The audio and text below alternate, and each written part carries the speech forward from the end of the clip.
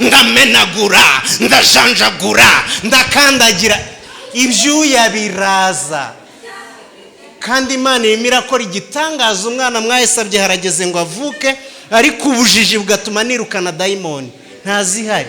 Iryo ntago ari kosa ryanjye Samu gusa, mwese murayakora, mujya mwirukana abadayimoni badahari. Dayimoni ya mbere ni ugukora icyo utari ukwiriye gukora, kandi icyo wari ukwiriye gukora ntugikore. Ariko 11 ndatangiye noneho. Nashimye cyane ukuntu dufite kazoza, narebye impano ziri muri aba baririmbyi, ndeba ukuntu hari umusore hano waridinze wayoboye praise. Wow, powerful. 11 Mariko 11 umurongo wa 12 haravuga ngo Yesu avuma igiti cyitwa umutini. Ni Mariko, nimunkurikire neza noneho ntangiye kubwiriza. Of course mbivanga no kwigisha kuko ndi n'umwigisha. Mariko 11:12 haravuga ngo bukiye bwaho mu gitondo bamaze kuva i Betaniya arasonza, areba kure abona umutini uriho ibibabi. Arawegera ngo ahari yawubonaho imbuto, nyamara awugezeho ntiyagira icyo abona keretse ibibabi, kuko kitari igihe cyo kwera kw'imitini. Arawubwira ati umuntu ntakarye ku mbuto zawe iteka ryose. Abigishwa be barabyumva. Kangarukira aho ngaho, ariko iyo ugeze hepfo bakwereka ukuntu bagarutse bagasanga wumye mu gitondo cyakurikiyeho. Ubwako hanyuma muri Luka 13 umurongo wa 6, Luka 13:6 naho haravuga ngo, murimo muranyumva neza? Nabinyuma baranyumva neza? Aha. Luka 13 umurongo wa 6 naho haravuga ngo umugani w'umutini warumbye. Ngo kandi abacira uyu mugani ati, hariho umuntu wateye umutini mu ruzabibu rwe, buke araza ushakaho imbuto arazibura. Abwira umuhinzi ati, dore none uyu mwaka ni uwa 3 nza gushaka imbuto kuri uyu mutini sinzibone. Uwuce urakomeza kunyunyuriza iki ubutaka? Nawe aramusubiza ati, databuja uwureke uyu mwaka nawo nkuhingire nkufumbire, ahari hanyuma wakwera imbuto. Icyakora nutera uzawuce. Amen.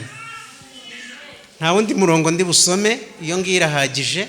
Tugiye kuganira tubonye imitini ibiti ibiri by'imitini na ba nyirawo ubwo ngubwo. Hanyuma ibi biti bibiri hari ikivuzwe muri Mariko n'ikivuzwe muri Luka. Bivugwaho ukuntu gutandukanye. Amen. Haleluya. Haleluya. Bivugwaho ukuntu gutandukanye, nibyo ngiye kubaganirizaho. Ngiye kubaganiriza ku mutini, kandi ndakoresha iminota mikeya cyane. Mbabwire umutini wo muri Mariko, mbabwire no muri Luka. Yose amaherezo yayo aratandukanye, hanyuma tumenye n'impamvu atandukanye. Ariko ntari natangira nagira ngo nkubwire ngo umutini ni wowe, cyangwa se byabaga ari ishusho ya Isirayeli Imana yabaga irimo kuvuga. Nyir'umutini akaba ari Imana irimo kuvuga. Aho bibiri by'umutini, umutini ubwawo birasobanura Isirayeli cyangwa ni wowe urimo kuvugwa. Hanyuma nyir'umutini urimo kuvuga ubundi aba ari Imana. Noneho duhereye ku mutini wa mbere, uyu mutini ngo Yesu yari arimo agenda, yari misiye ya nyuma ya ministeri ye yo ku isi. Ngo arimo agenda arasonza, yari ari kumwe n'abigishwa be. Ngo ariko muri uko gusonza, ngo aho bari barimo kujya nk'uko areba hakurya hariya, ngo babona igiti cy'umutini, ngo cyasaga neza, gishishe, gifite amababi meza. Ngo akibonye, ngo atekereza muri we ko gishobora kubonekaho icyo kurya. Yo murabyumva? Bibiliya iravuga ngo nuko abakomeza urugendo biringiye ko niba kigeraho baza kubona icyo kurya. Bakigezeho ngo basanga ntacyo kurya, nta mbuto ziri kuri cya giti, ngo ari ibibabi gusa. Hanyuma Yesu ahita akivuma, aravuga ngo uhereye uyu munsi wa none ngo umuntu ntakongere kurya ku mbuto zawe. hanyuma ahakurikiye tutasomye bavuga ukuntu mu gitondo bongeye kuhanyura ngo basanze cyumye. Iyo ngisho sindi buyijyemo cyane, hari ikindi nshaka kuvuga. Hanyuma iki giti Mariko yandika yaravuze ngo impamvu kitariho imbuto ngo ntago cyari igihe cyo kwera kw'imitini. Amen. None ukibaza ko atari igihe cyo kwera kw'imitini, kuki Yesu akivumye?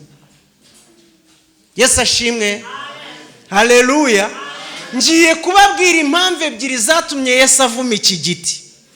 Impamvu ya mbere yatumye akivuma, iyo usomye mu nyandiko zisobanura Bibiliya, kiriya gihe hari mu mezi, hari nko mu kwa gatatu, naho cyaraho uyu munsi ni muri Palestina aho yakivumiye.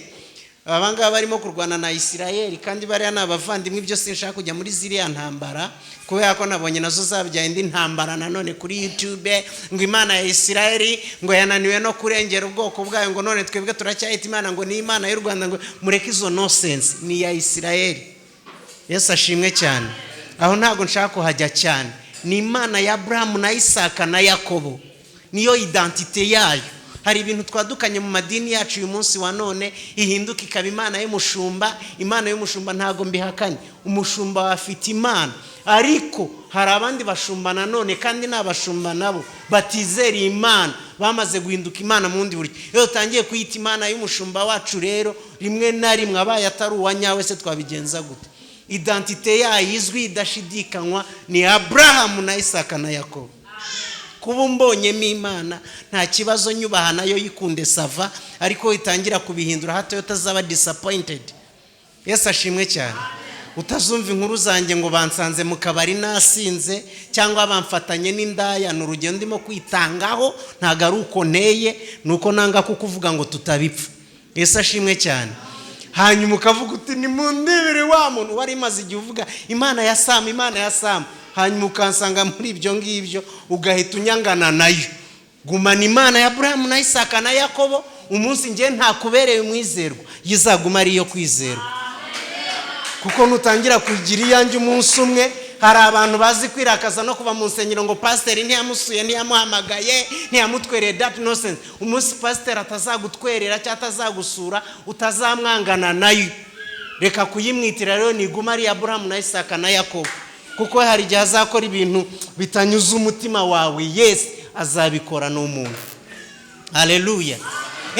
Pastor naraje, nukuri pe, nukuri nshaka kugira ngo mvugane nawe, arangije anyigiraho bizari nagenda. Azabikora. Ahubwo muracyari bake, buretse babigihumbi. Uzajya umara ni amezi 6 atari yagukora mu ntoki.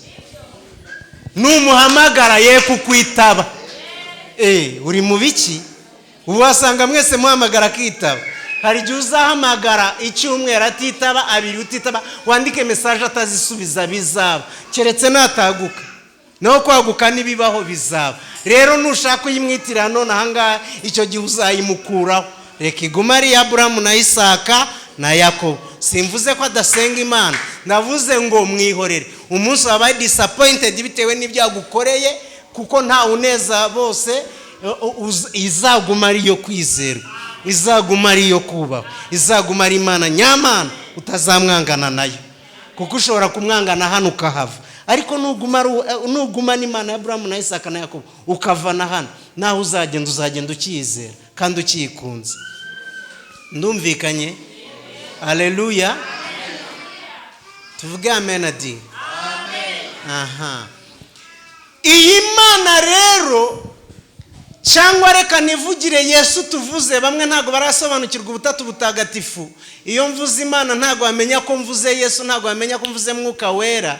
Nanjye kubisobanukirwa byarangoye, sinakurenganya. Hanyuma uyu Yesu avuma igiti, kandi ngo ntago ari igihe cyo kwera kw'imitini. Hanyuma impamvu ebyiri zonyine ngiye kuvuga zatumye akivuma. Impamvu ya mbere nuko cyari kiriho amababi menshi, kandi bavuga ko muri Palestina y'icyo gihe, cyangwa n'ubu ngubu wenda niko bikimeze, mbere y'uko umutini uzana ibyo bibabi byinshi cyane, ngo wabanzaga kuzana imbuto. Haleluya. None uyu nguyu wo wazanye ibibabi byinshi, kubera ngira ngo washimye amazi cyangwa ikisimbizi ariko nta mbuto ziriho. Ariko mu bisanzwe mu miterere y'icyo kimera cyangwa y'urwo rubuto, igihe cyawo cyo kwera warabanza gukazana imbuto, hanyuma za mbuto zigakurikirwa no gushisha cyane kwayo mababi. Mu yandi magambo, ikintu cya mbere yawuhoye kanyivuge mu Kinyarwanda tumenyereye ni ukwishushanya. Kandi nakubwiye ngo umutini ntago ari igiti arimo kuvuga, ni wowe.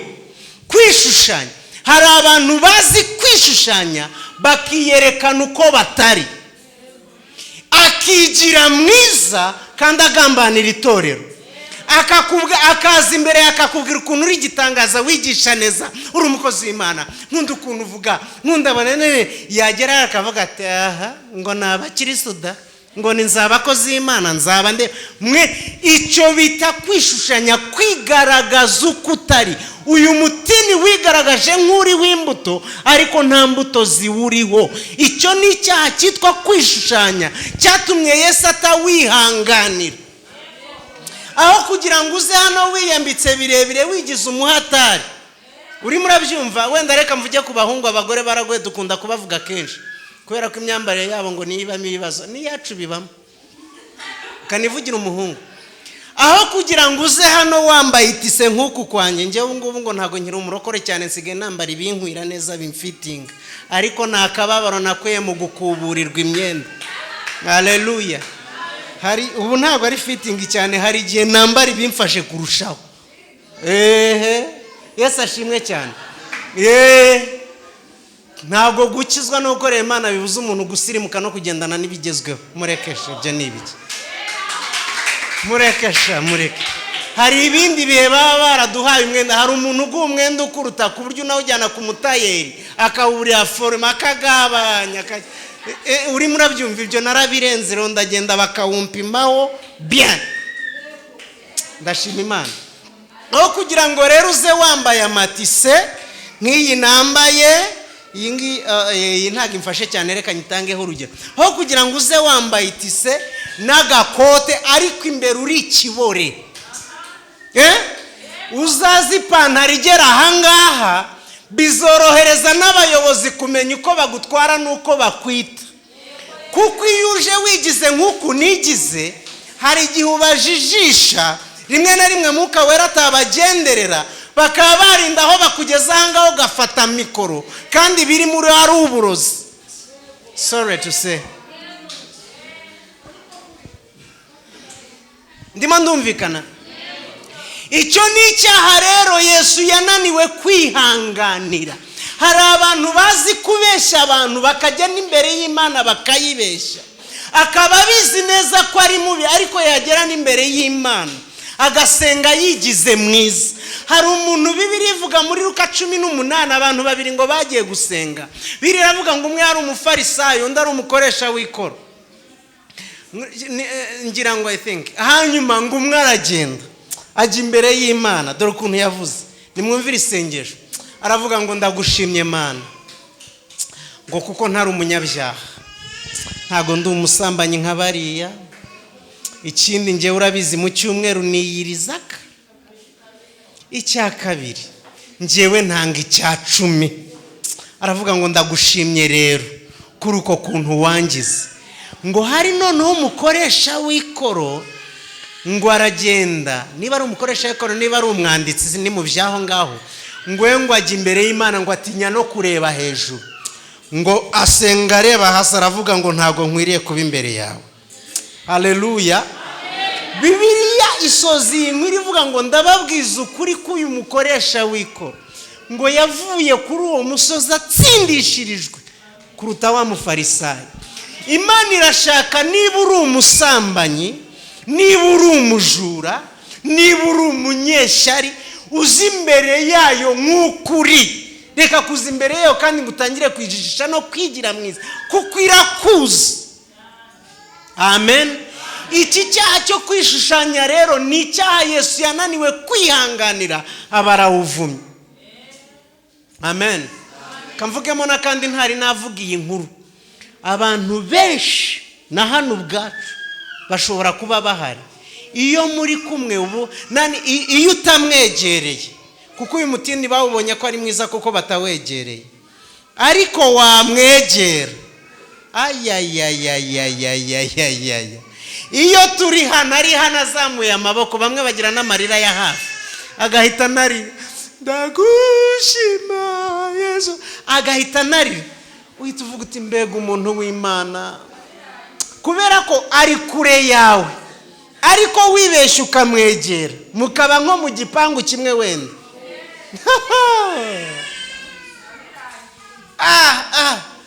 Rero uyu mutini nawo ukiri kure yabonaga hariho imbuto, ariko awegereye, bamwe muri mwe aho mukorera, ahantu urangurira nibo bakuzi, hahandi umuntu agutanze imari. Bamwe muri mwe aho mu gipangu, umukozi w'umuturanyi aje agakura karakumbabura, nibwo twamenye uriwe, agatwara rimwe rinini.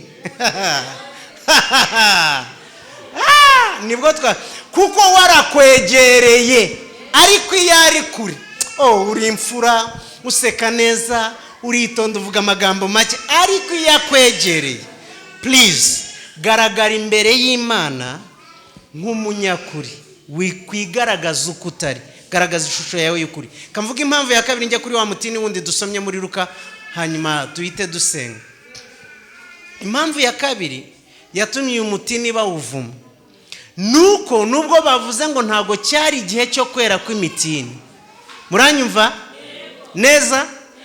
Umurokore, umuntu w'Imana, ntago agira igihe cyo kwera imbuto n'igihe kitari cyo kwera imbuto.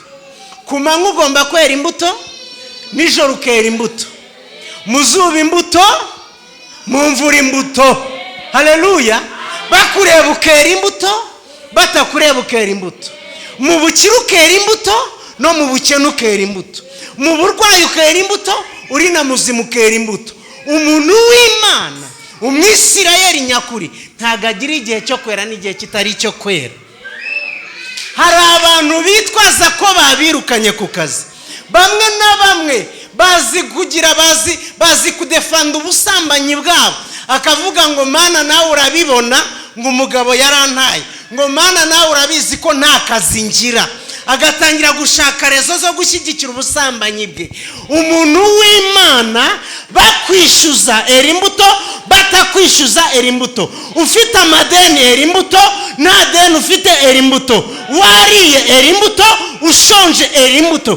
Kuko Yesu nakugeraho agasanga nta mbuto zikuriho, ntago uzazana ubusobanuro ngo ntago cyari igihe cyo kwera kw'imitini, kuko we aravuga ngo umutini, umwisirayeli agomba kwera imbuto igihe cyose. Nje nshaka imbuto ku manywa nzibone, nje nshaka imbuto nijoro nzibone. Bamwe na bamwe muracyazi kwikinga ahantu hatari amatara, mugakora ibyo bita gufunga inguni. Rero Yesu warima oh yes. Pastor, muri vacances ninjye bigusabye, ntabwo nkunda gusaba gatuti kuko ubundi Imana yangiriye umugisha yampaye ubu. Ndagusabye muri vacances uzanegure nze nganire n'abajene, nzanazana madamu wanjye nze nganiriza abajene. Haleluya, haleluya. Muri vacances mwe nzaza mbaganiriza, kuko izo nguni mufunga narazifunze. Njyewe gufunga inguni, I was very good. Kwa tubaruwa twandikaga bagashyiraho imitima n'ibiki, ibyo ndabizi. Kandi nanjye nabaga muri korari, utagira ngo nari umuntu wo hanze, no. Mu rusengero babamo, muri korari babamo, n'ahandi babamo. Actually njyewe buriya no kurongora nafashwe nuko naguye ku mukobwa uri serious. Hari n'igihe n'ubu nari kuba ntararongora, ku munsi ntangira kumutereta, ntago nafite gahunda yo kurongora. Natangiye kumutereta numva nkeneye, bamwita copine, numvaga nkeneye umukopine. Mugeze arambwira ati ngiye nta bintu bya copinage nshaka. Yambani bamba. Regaho niyo igitekerezo cyavuye cyo kuvuga atari kwa mugano w'abaseri. Haleluya. Mbabwire na kandi bizajya online reka nkavuge. Haleluya. Umunsi umwe najyanye nawe tugiye gusura mwene wabo wigaga ahantu bita Igitwe, mudamu wanjye n'umurundi kazi. yigaga muri Iraq icyo gihe ntangira kumutereta, yari yaraje mu Rwanda azanywe no kwiga. Umunsi umwe hari undi mwana wabo yigaga ahantu hitwa Igitwe muri segonderi, hanyuma tujyana kumusura. Tuvuyeyo hari ku cyumweru, umuhanda uba wacitse wavaga aho hantu hitwa Igitwe. Nyo murabyumva, tubura inzira. Kubw'amahirwe tuza kugenda n'amaguru, turaromboreza. Imodoka yari yabuze inzira nyine kandi ntiyari iyacu, bituma rero tuyivamo twishakira ukuntu tuza kuhava. Tuza kubona moto zitugeza aho bita mu Ruhango, ariko nijoro saa 4 zirenga z'ijoro. Tubura imodoka itugeze i Kigali. Nyo murabyumva. Hanyuma rero tujya muri hoteli, ariko ndamubwira ubwo yari yaranze kunsoma, yaranze ko turyamana, yaranze ibintu byose. Ndavuga nti ndakubonye ayo wigiraga. Aravuga ati shyura ibyumba 2 bitandukanye. Ndavuga nti nukuri mfite icyumba kimwe, ariko nari nyafite, ahubwo mfite imibare. Beneda icyumba turagenda turakishyura. Mera muri ayo masaha 5 ninginga umukobwa, hari ibyo namusabaga, bigera saa 11 yabyanze ijoro ryose ntitwaryama. Arambwira ati niba ko kuri seri y'unkunda, hari igihe ibyo bintu uzabibona kandi utiba. Uko kunkanira kwe ubwo buseri. So mfite icyo nabwira n'abakobwa umunsi nazanye n'umudamu wanjye, kushobora guhura n'igihungu cy'igisazi, bya bindi bigukanga kikubwira. Hari abakobwa bazi kugira imbabazi, akavuga ati ubuse koko none nabyanga kanyanga. Nukuri impamvu yatumye murongora ni iryo joro, kuko nari mfite amatsiko menshi nkavuga ariko se uyu mwana w'umukobwa ari niki gituma ndazi ijoro neza neza ntagira icyo ambwira. Murumvise mwa bakobwa mwe, muranyumvise?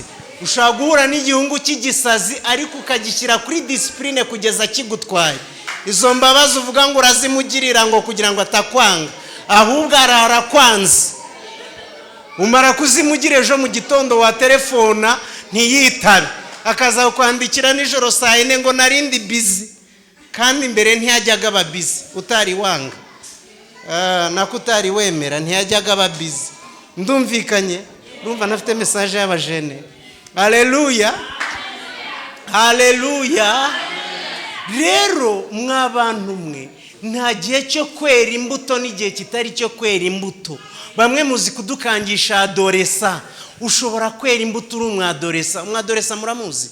Teenagers babandi baba bafite amaraso yaka. Ushobora kwera imbuto uri umutinege. Nukuri birashoboka. Ushobora kuzagera igihe cyo kurongora ukiri imanzi wa muhungu, kuko ibiganiro byo mu bahungu turabizi, bahita bakwita imbwa, uriya ni fake. Ibyo ndabizi. Ugira amahirwe wazagera igihe cyo kubaka ukiri imanzi. Wa mukobwa we ugira ubuntu n'Imana, wazagera igihe cyo kuva iwanyu ukiri isugi. Yabanyumvaga? Haleluya. Nubwo harimo n'utwana tutumva ibyo bintu ntacyo, reka mpave ntagira abo ngusha. Pasiteri yemeye ko umunsi umwe azabantumirira. Hanyuma icyo ngicyo kirumvikanye. Nta gihe cyo kwera n'igihe kitari cyo kwera. Nta mpamvu ushobora kuzana imbere y'Imana, ntago wayikangisha ko ubupfubyi bwari bwo butuma utera imbuto, ntago wayibwira ubupfakazi kuko hari abapfakazi bahagaze, ntago wayibwira ikintu na kimwe kuko hari abandi bantu banyuze mu bimeze nk'ibyo ngibyo urimo kunyuramo cyangwa bikomeye kurushaho, ariko bera imbuto bashobojwe na Mwuka Wera. Amen. Igiti cya kabiri ari cyo nshorejeho. Noneho uyu muhinzi we ngo yateye umutini ngo mu ruzabibu rwe. Bibiliya iravuga ngo umunsi umwe ngo aje gushaka imbuto ngo arazibura. Ngo ahita ahamagara umukozi, aramubwira ati umva rero, ndagira ngo uyu mutini uwuce, ngo kuko uri muranyononera itaka ntacyo umariye, kuko uyu ni umwaka wa 3 nza gushaka imbuto nkazibura. Nimwumva uyu mutini uraryoshye kubera ko ngiye kubwiriza iminota nk'itanu. Haleluya. Dore umukozi ukuntu yashubije, yaravuze ngo databuja, ibyo bintu uvuze nibyo. Uyu ni umwaka wa 3 uza gushaka imbuto kuri uyu mutini ukazibura. Aravuga ngo ariko nyemerera ngo uyu mutini tuwuha andi mahirwe. Haleluya. Aravuga ngo nzawuhingira, mufumbire, baravuga ngo ahari noneho uzera imbuto, ngo cyokora nutera imbuto noneho uzawuce. Amen. Icyambere nababwiye ngo umutini ni wowe, nyir'umurima ni data, ni Imana data. Umukozi cyangwa uyu muhinzi rero, mbabwira umuhinzi nawe murashaka kumenya, ni Mwuka Wera.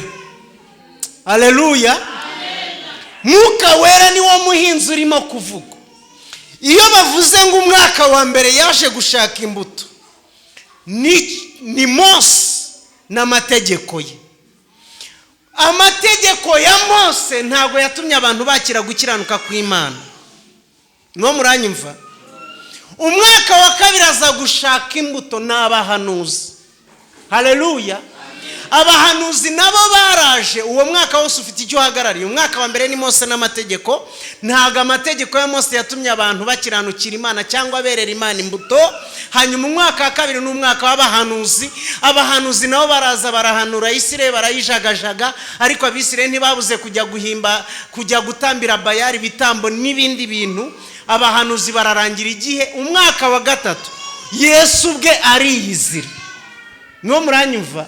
Aje ahageze nawe ntibamwemera, baranamwica, ndetse Bibiliya iravuga ngo iwabo i Galilaya ngo yahakoze ibitangaza bikeya. Niwe wazanye imvugo ivugwa ngo nta muhanuzi wemerwa. Yesu ashimwe cyane. Nawe ntiyatuma Abisirayeli imbuto. Nagira ngo mbatangarize n'iri ngiri, n'uyu munsi benshi mu Bisirayeli like 90% ntago bamwemera, baracyamutegereje. Yesu ashimwe cyane. Ariko hari ijambo yasize avuze, aravuga ngo sinzabasiga nk'imfubyi, aravuga ngo nzaboherereza umufasha. Haleluya. Ni munyumve rero, uyu muhinzi witwa Mwuka Wera ubu ni uhari yibwirira nyir'umurima, aramubwira ngo nyemerera. Aravuga ngo ngiye kuwuhingira, aravuga ngo ngiye kuwufumbira kugeza ubonetsemo imbuto. Aravuga ngo kandi noneho nutera imbuto uzawuce. Munyumve neza bene data, ibyo bihe byose mvuze byarabaye. Ubu turi mu kindi gihe aho Imana ari irimo gukora akazi muri twebwe inyuze muri third person, mu muntu wa gatatu w'ubutatu ari we Mwuka Wera. Arimo arakora umurimo muri twebwe, ajyana dusanga turyamye, ajyana dusanga kuri moto, ajyana dusanga Nyabugogo. We n'ahantu ahishwa akatwemeza, akatugira inama, akakubwira ngo icyo ugiye gukora si cyo. Aravuga ngo ngewe nzikorera umurimo muri uyu murima, nkufumbire, nkuhingire. Aravuga ngo noneho nguzera imbuto. Aravuga ngo ariko nutera imbuto noneho uzawuce. Nagira ngo mbabwire ngo dufite ayandi mahirwe. Haleluya. Ni munyumve, dufite ayandi mahirwe. Muri ibyo byose iyo myaka yose 3 yari ihagije kugira ngo nyir'umurima wuce, ariko umukozi aringinga aravuga ngo wiwuca. Nagira ngo mbwire umuntu wese uri aha ngo harande mahirwe mu buzima bwawe. No, reka mbwire izindi minota 2. Bene data, ndashima Imana ko igitanga andi mahirwe. Maze kumva bavuga butumwa benshi babwiriza inyigisho bahaye umutwe uvuga ngo amahirwe ya kabiri. Mumaze kuyumva? Njewe aho ngaho naraharenze. Ndagira ngo mbabwire ngo dufite Imana idatanga amahirwe ya kabiri. Imana yacu iguha amahirwe ukayapfusha ubusa, ikongera ikaguha amahirwe ya kabiri ukayapfusha ubusa, ikaguha n'aya gatatu nayo hari ubwo yapfusha ubusa. Ariko nagira ngo mbabwire ngo igihe cyose ugihumeka uri umukandida w'amahirwe. Ntabwo Imana yacu ari Imana y'amahirwe ya kabiri. He's not a God of second chance. Ni Imana itanga chance 1, 2, 10. Njewe ndi umuntu uri mu mahirwe n'imbara y'igihumbi, n'imbara ya miliyoni simbizi, ariko iza kuba ari Imana y'amahirwe ya kabiri. Njewe uhagaze imbere yanyu ntabwo nari kuba nyahagaze, ko hari amahirwe yanciye mu ntoki. Harayaje sinabimenya, harayaje nitwara nabi muri yo, harayaje ndanga kuyakira, hari amahirwe amahirwe Imana yagiye imana yapfusha ubusa, ariko irakomeza amahirwe n'uyu munsi iracyampa yandi. nagira ngo mbwire umuhungu, mbwire umukobwa, umubyeyi, umusaza n'umukecuru, umupapa n'umumama, amahirwe yawe niba ugihumeka aracyahari. hari bizinesi zapfuye, ayandi mahirwe aracyahari. reka mvuga ikindi abarokore bamwe badashaka kumva, hari n'urugo Imana yaguhaye witwara nabi rurasenyuka umugabo araguta, hari andi mahirwe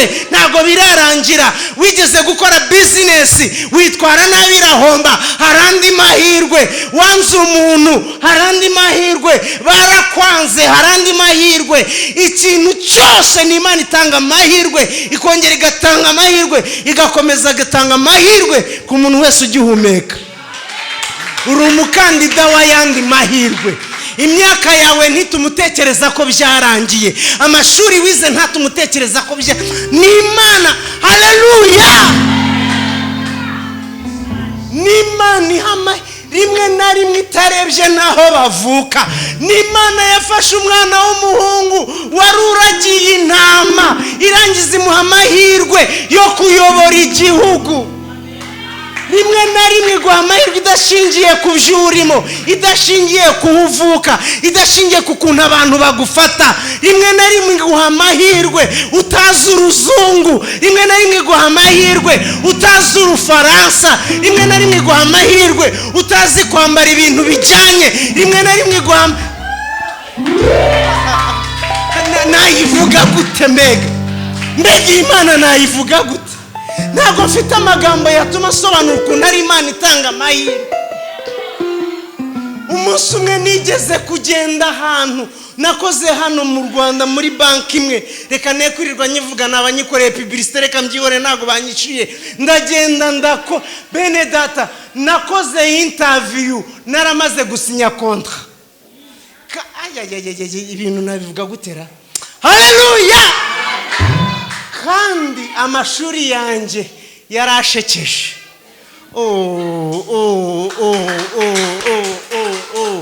ibyo nabyo byaje gute? byaje nari narabyutse umunsi umwe ngiremera, nari mvuye aho bita Igikondo. icyo gihe nari narajya mu murimo w'Imana muri Uganda, bimwe nababwiye. ndagenda mva Igikondo ngiremera, ngiye gusaba akazi k'ubuzamu. barakampa, ariko barambwira ngo nzatangira nk'ejo. mu gitondo ndazinduka ngiye gutangira akazi k'ubuzamu.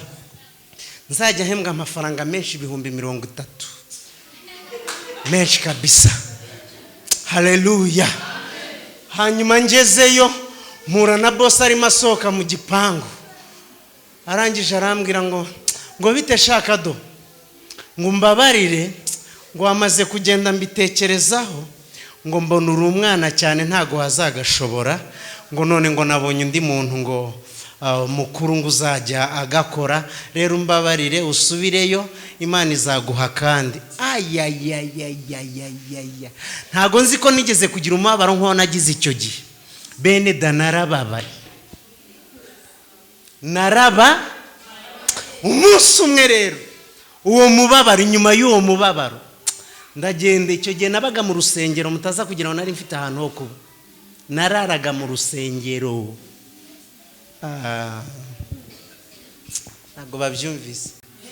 umunsi umwe ndimo ngenda muri quartier, nambaye ikanzu y'abasilamu. urumva ngiye kuvuka mu muryango utifashe cyane, kandi udasirimutse, bya bintu bita gukebwa nirwanyeho. so muri iyo minsi niyambarira ikanzu. haleluya! ndimo ngenda muri quartier ntambaye ikanzu y'abasilamu, mpura n'umuntu arambwira ati narakubonye disa ahantu, ati kuri rya rusengero rumeze gutya na gutya, ati muri worship team, ati mbega nawe uba hano? ni cyane. ati ubusa ukora iki? ndamugana nta kazi mfite. ati kuwa mbere uzandika ibaruwa yawe, uzane nyigutwarire. narayanditse arayintwarira. hanyuma yintwariye hari umwanya ukeneye umukozi, yahise ambwira no nayanditse kuwa 4, hanyuma arayitwara kuwa 5, kuwa mbere ahubwo ku cyumweru nijoro arampamagara, tejo uzaze tujyane ku kazi. turagenda, tugezeyo bibagiye kumbaza ikintu icyo ari cyo cyose, banyereka ibiro nzajya nkoreramo. haleluya! ntangira akazi umva, ntangira akazi nsinya kontara, niyo murabyumva nsinya kontara, maze gusinya kontara ukwezi kurashira, umushahara ndawuriye, hashize nk'ukwezi n'igice, haza umuntu aravuga ngo uziko ngo twibagiye gukoresha kontara, ngo kandi audit igiye twibagiye gukoresha interview, ngo kandi audit igiye kuza, ngo ngwino muri interview. Ibaze njya gukora interview narariye umushahara wa mbere, narasinye na konta. Haleluya! Ni Imana itanga amahirwe itarebye aho ukomoka. Kuba utazi uruzungu n'ukuri ko Imana ibigutera ubwoba. Iyo aba wizeraga iyi Mana ugakorana bya bindi nakubwiye, iyo aba wayikunda gukareka kwishushanya, akumweretse kwishushanya bya bindi byose navuze, ukaza ukaba umunyakuri imbere y'iyi Mana. Buriya Dawidi yari umunyantege nke mugenzi wawe, ariko ntiyigeze ajya imbere y'Imana kuyishushanyaho. Umunsi umwe yarabibwiye ati Mana rata wenda bizi ukunda ukuri ko mu mutima, Zaburi 51, ukunda ukuri ko mu mutima. Imana ishimwe cyane. Nagira ngo ubwire ngo Imana iracyafite andi mahirwe mu buzima bwawe. Aravuga ngo uyu mutini nibyo ntiwigeze wera, imyaka 3 yose irashize, ariko reka tuha yandi mahirwe, nzawufumbira, nzawuhingira, noneho uzera imbuto. Haguruka mu mwanya wawe. Imana irashaka kugukoramo umurimo, Imana irashaka kuguha yandi mahirwe, ikakwiyigishiriza, ikakuganiriza, ikakuyobora, ikaguhugura, ariko ikeneye imbuto muri wowe. Kandi hari igihe ayo mahirwe igiye kuguha yaba amahirwe ya nyuma. Niyo mpamvu ari ngombwa cyane kugira ngo kuri iyi nshuro noneho wera imbuto. Hari umuntu utari wakira Yesu nk'umwami n'umukiza w'ubugingo bwe, nagire gutya murebe. Ukaba utari wakizwa ariko ukumva ugize icyifuzo mu mutima, ukavuga uti nanjye amahirwe Yesu atanga ndashaka kuyakira. Utari wakizwa gira gutya ndebe ko hari. Kwese turakijwe, Imana ishimwe. Haleluya. Akira andi mahirwe yo kwera imbuto. Ndavuze ngo akira andi mahirwe yo kwera imbuto. Nari mvuze ngo akira andi mahirwe yo kwera imbuto. Nyamara Imana iguhaye andi mahirwe. Wa mukozi w'Imana, Imana iguhaye amahirwe. Wa muntu wubatse urugo, Imana iguhaye andi mahirwe. Wa mucuruzi, Imana iguhaye andi mahirwe. Wa mushomeri, Imana iguhaye andi mahirwe. Akira andi mahirwe avuye mu biganza by'Imana. Ariko noneho witware neza, wera imbuto muri aya mahirwe Imana iguhaye. Turagushimye Imana ishobora byose. Turagushimye mwami w'abami. Turagushimye. Tubonye ko hari abishushanya, tubonye ko hari n'abera imbuto bitewe n'ibihe, ibindi bihe bigatuma batazera. Tugeze kuri uyu mutini wa kabiri, dusanga nawo wananiwe kwera imbuto umwaka umwe, 2, 3, kandi ibyo bihuko ari 3 bihagarariye imyaka myinshi, ariko ntiwigeze uwanga ngo ujugunye. Uravuga ngo ngiye kuha andi mahirwe. Nanjye ndasenze ngo uyu muntu wapfushije n'aba amahirwe ya mbere n'aya kabiri n'aya gatatu, nashaka n'aya 10 n'ayija akayapfusha nabi, umuha andi mahirwe. Kandi waravuze ngo none ugiye kuwuhingira unawufumbire. Ndasenze kugira ngo n'ubundi bari wowe ukora umurimo muri we. Muha igishoro niba ari cyo gisabwa, muha ubwenge niba ari bwo busabwa, muha amafaranga, muha abantu, mukonekite ku bantu b'umumaro. Kora ibisabwa byose kugira ngo abashe kwera imbuto muri aya mahirwe yandi umuhaye, mu izina rya Yesu Kristo, amen. Ndajanjagura, ndakandagira, ibyuya biraza. Kandi Imana irimo irakora igitangaza. Umwana mwahesabye harageze ngo avuke, ariko ubujiji bugatuma nirukana dayimoni ntazihari. Iryo ntago ari kosa ryanjye Samu gusa, mwese murayakora. Mujya mwirukana abadayimoni badahari. Dayimoni ya mbere ni ugukora icyo utari ukwiriye gukora, kandi icyo wari ukwiriye gukora ntugikore. Haleluya. Iyo tuvuze ni munyumve, ndaje mbwiriza ibyo mushaka ndabizi, nazanye Bibiliya muhumure. Haleluya. Iyo tuje iraje ibigenze neza, icyo ngicyo uvuze nicyo iraje ibigenze neza, ariko hari uburyo ibikoramo. Niba umbwiye ko ugiye kubigenza neza, mbwira what to do, how, ubundi nubishobora izabikora gute, ni gute bizagenda. Haleluya. Bumwe mu buryo bizagendamo, ni urugero rutoya. Niba urimo gusenga Imana ikakubwira ngo nguhaye akazi, don't go home and sleep. Ntuzagende mu rugo ngo wiryamire. Haleluya. Shima, uhita uririmba, unongereho n'akakandi kavuga ngo araza gushyiraho inzira aho ntabasha kubona, ntago nyizi neza nzaho. Hanyuma twose udushyireho ejo mu gitondo ku wa mbere, byuka wambare neza, imyenda igoroye, inkweto ihanaguye. Haleluya. Itereka perfume niba gahari. Haleluya. Haleluya. Ubwo niba bivuze gutyo, ntago ejo mu gitondo ugomba kugaruka hano kongera kuri iraje ibigenze ne ihindura ibyo. Abanyarwanda bazi kubyina ibi byo guhimbaza. Hari ibintu mubyina nkunda byananiye njyewe, nanjye ukuntu Imana iba yaranyujuje umwuka, nanjye ndaye hari igihe njya nyibaza, Mana wabe washingiye kuki? Hari ibintu mubyina guri byarananiye burundu gutya, biriya bintu ndabikunda, ariko ntago ari bwo buzima. Ngwino bibyine uyu munsi mu gitondo ujye gushaka akazi cyangwa ujye gukora. Ayiwe baranyanze, muhumure ndaje. Haleluya. Niba kanongere mbaza ikindi, aho natangire sintebagiye nubwo ngiye gusoza kuri iyo ngingo tukajya mu ijambo ry'Imana. Ni bangahe kuva igihe waziye muri Excellent Life in God Ministries, International Ministries, umaze kuzana umushyitsi gira gutya? Warigeze kuza uzanye umushyitsi gira gutya? Imana iguha umugisha. Ni bangahe utari wazana umushyitsi nawe gira gutya? Dore ukuntu atari abanyakuri. Nababariye, ni mubyihorere, mwe ni mubireke. Imana ishimwe cyane. Hanyuma niba utarazana umushyitsi, keretse niba utatwemera, niba wemera ko hano hantu hari Imana, niba wemera ko ijambo ry'Imana rivugirwa ahangaha ari ryo kugufasha, ukaba utari wazana umushyitsi, ushobora kuba ufite ikibazo. Nta nshuti ugira, nta muturanyi ugira, ubana nabi nabo, ikibazo kiri he? Niba wemera ko ibi bintu ari iby'Imana, bikaba birimo ubuzima, birimo ubugingo, kubera icyo utazana umushyitsi? Ushobora kuba udafite impano nk'iyanjye cyangwa nk'iy'abandi bakozi b'Imana hose yo kuza hano kumubwiriza, ariko kuki utamuhamagara akaza hano ukamubwiriza? Ubu mwatuma mvuga ibikomeye, nuko mwantera amabuye.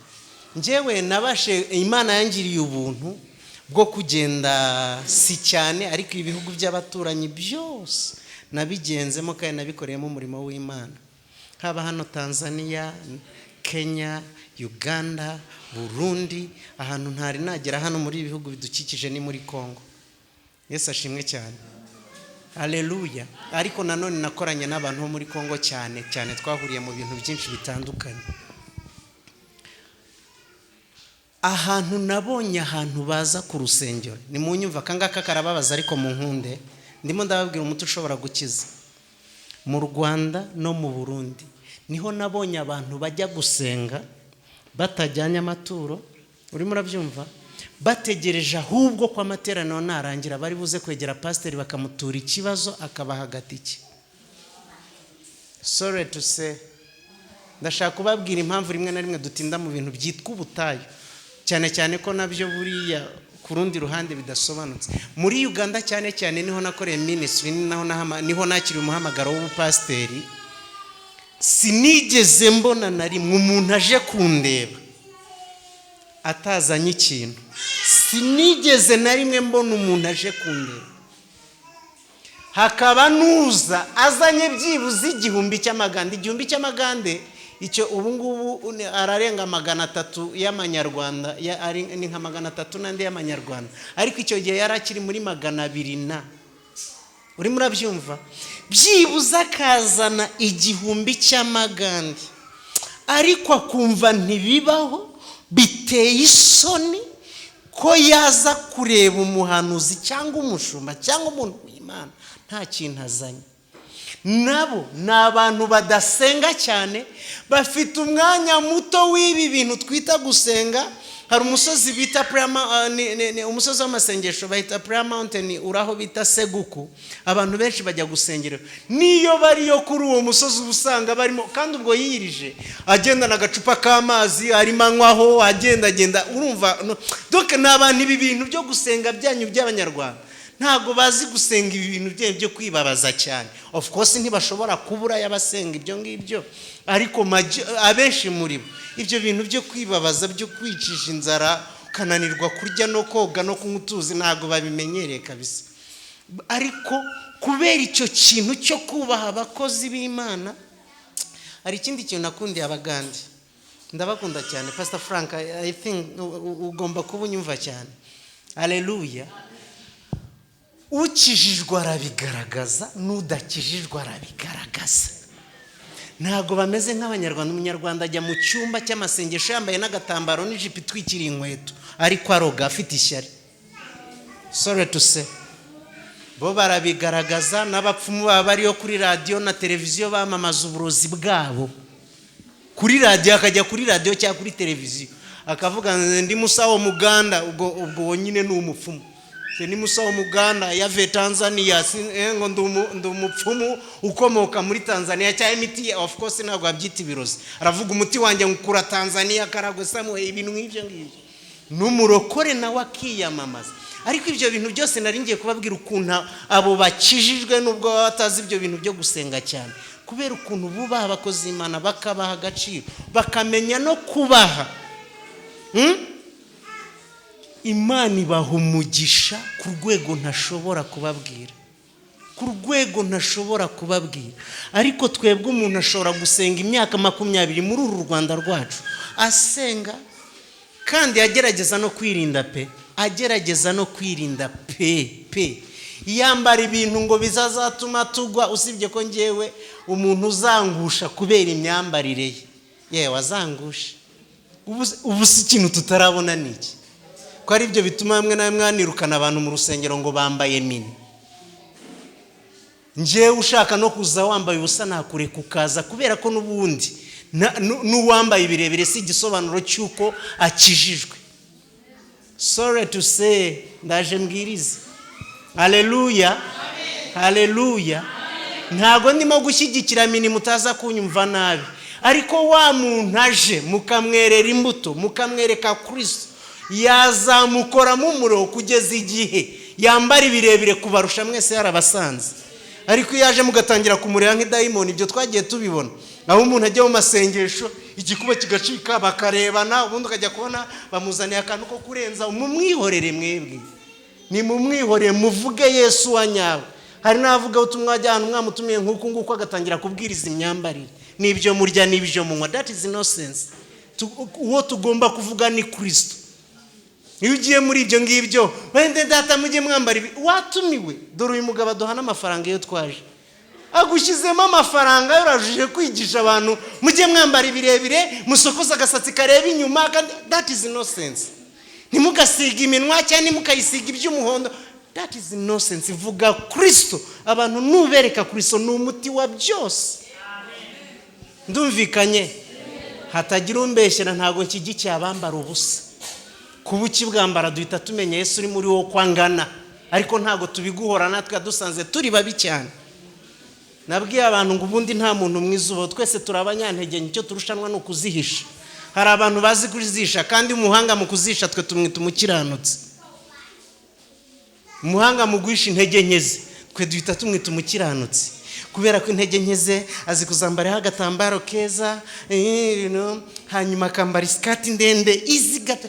Izo ntege nkeze yazi kuzihisha neza, tumugira intangarugero mu rusengero. Ako dimwe abakobwa mwe mwagiye mwambara nka runaka di, nuko tukamugira igitangaza, kumbe ibiri imbere ntabyuzi. Ndumvikanye? Bene data, niba koko mukijwe iwanya ari mu ijuru, mwige kugendana n'iterambere. Shimye Imana kubwo abakozi b'Imana yahaye viziyo batibagiwe iki kintu cy'ikoranabuhanga, kuko muri covid twese twamenye ko aho ritari